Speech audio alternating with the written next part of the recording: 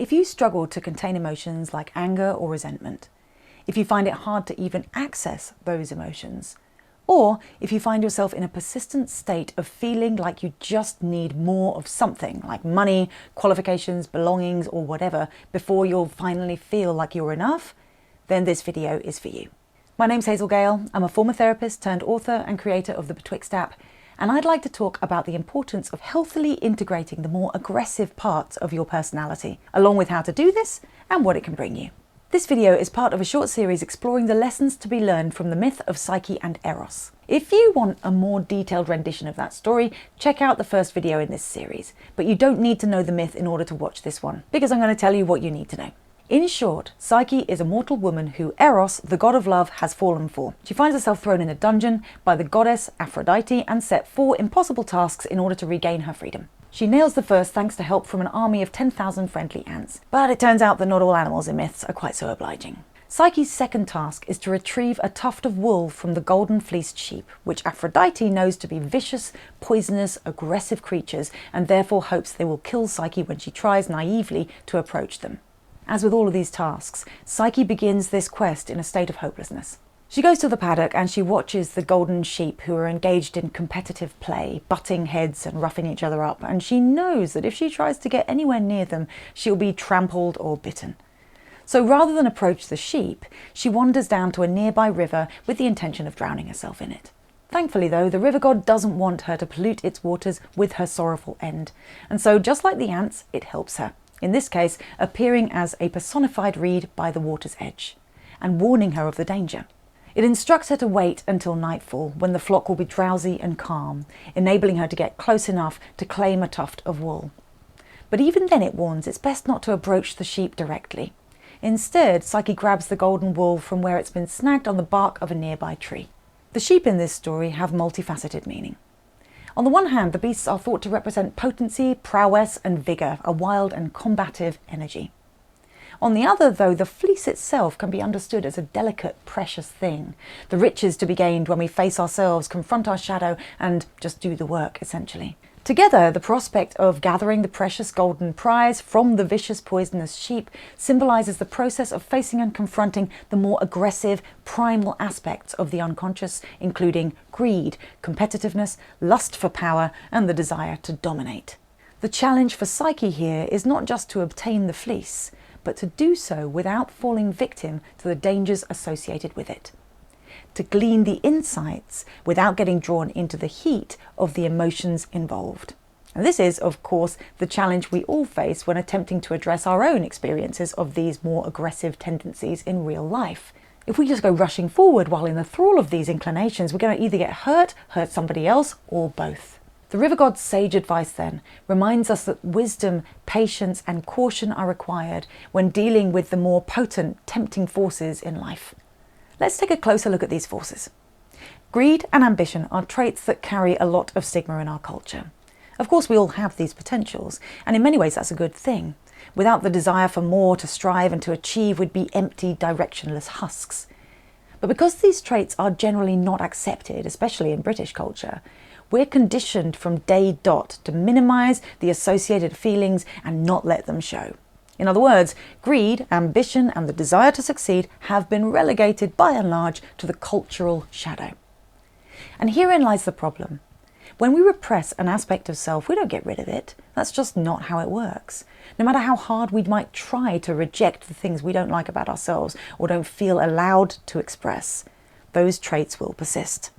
They just do so beyond our conscious control and sometimes beyond our conscious awareness. So if we reject greed, ambition or competitiveness, these things will bubble up in their own way. They may manifest as compulsive workaholism, late nights at the computer feeling like we simply have to get more done, or as the tendency to hoard things, be that money, material goods, accolades or qualifications, all of which come with their own plausible rationalizations, of course. Sometimes our resisted desires to succeed or dominate show up as nagging, destructive envy or resentment towards other people who have what we secretly want for ourselves. They may manifest as projections, our own self-loathing thrown out onto others, tainting the world we perceive around us and ruining our relationships. We might find ourselves struggling to share or enjoy what we have, overcompensating with limiting people-pleasing or minimalism, or battling with micromanagement, control issues, addictions, relentless self-criticism, perfectionism, you name it. There are many, many ways for repressed content to manifest, but not one of them is good. So what can we do about undesirable or unaccepted aspects of self if rejection and repression won't work? Well, we need to do the opposite. Acceptance and integration of these shadow aspects allows us to regain some conscious control over them.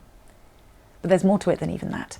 What we see as the quote-unquote problem when it comes to our emotional, relational, or financial health, sometimes even our physical health, may very well turn out to be the solution that we didn't know we needed. In The Alchemy of Psychology, which is a recorded lecture series by Jungian psychologist James Hillman, Hillman talks about the recurring archetypal motif of the rejected soul, the unwanted child or outcast, returning as the saviour. We all know this story. Among others, it's the story of Jesus, beginning with no room at the inn and ending with world redeemer. That's quite the character arc. And it does seem that this narrative plays out psychologically too. The parts of the personality that we initially feel we have no space for can so often turn out to be the parts that play the biggest role in our healing journey. The thing that won't go away by itself, that can't be accepted but can't be suppressed, Hillman says, is the nucleus of what wants you, what wants to come to light with you. This visitor within you is what Jung would have called the self with a capital S. The Romans would have called your genius, and Christians would know as a guardian angel. In other words, the things we resist in ourselves have the potential to be transformative and positive in very, very powerful ways. And what those resisted aspects want from us, the only thing they want, is to be seen, heard, and accepted. If we don't do that, they will use their power to give us hell. So how do we bring difficult, shameful experiences like greed, spite, and a selfish drive for power into the light of compassionate awareness? How do we accept what we consider unacceptable? These are big questions, and there is no single answer, but there is a way for everyone. This is the work that gets done in therapy, meditation, ayahuasca retreats, journaling, and talking things through with trusted friends. But it's also available to you every day when you have the chance to observe your reactions objectively, to just note what you're thinking, feeling, saying, and doing without judgment. Because if you do that, you'll meet these more aggressive aspects of your shadow self incrementally and safely. Shadow content is dark because it's shrouded by shame, the emotion that tells us we're bad, wrong, or just not enough. And because that hurts and makes us feel like the outcast or rejected child, we close our eyes and push it as far away as we can.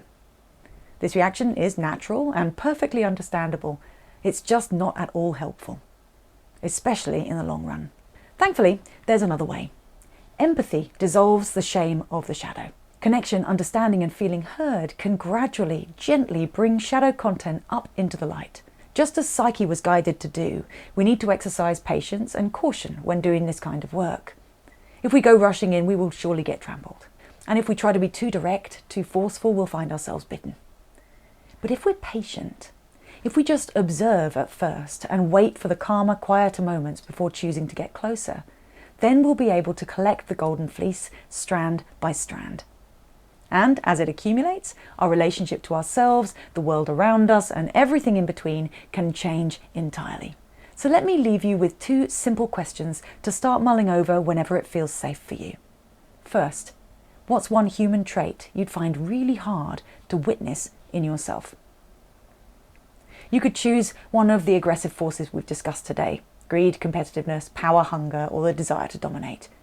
Or you could start with something different: fear, avoidance, lust, gluttony, arrogance, ignorance, promiscuity, weakness. There's plenty to choose from. If you don't have an answer to this question right away, just think about what you loathe to see in others, as that will surely lead you to the same place. And then when you have an answer, try this one on for size. Who could you become if you were to fully accept that trait in yourself?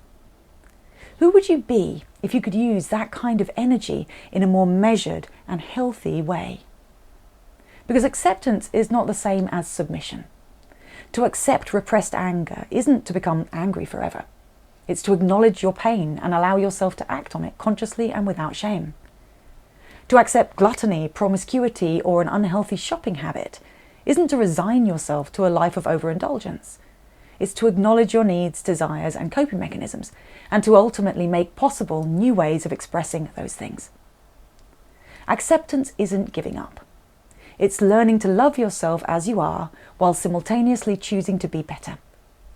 That sounds like a contradiction, but it is not. It's how change happens. So let me ask that question one more time. Who would you become if you were able to fully accept this part of yourself that you don't like? If you're willing to share, I would love to hear your answers in the comments. And as always, I really hope this helps. If you've enjoyed this story, please like and share so others can find it too. And finally, if you'd like to take an epic journey through a magical world in the name of personal growth, then you can download Betwixt, the Mental Health Game, which is available on the iOS App Store and Google Play.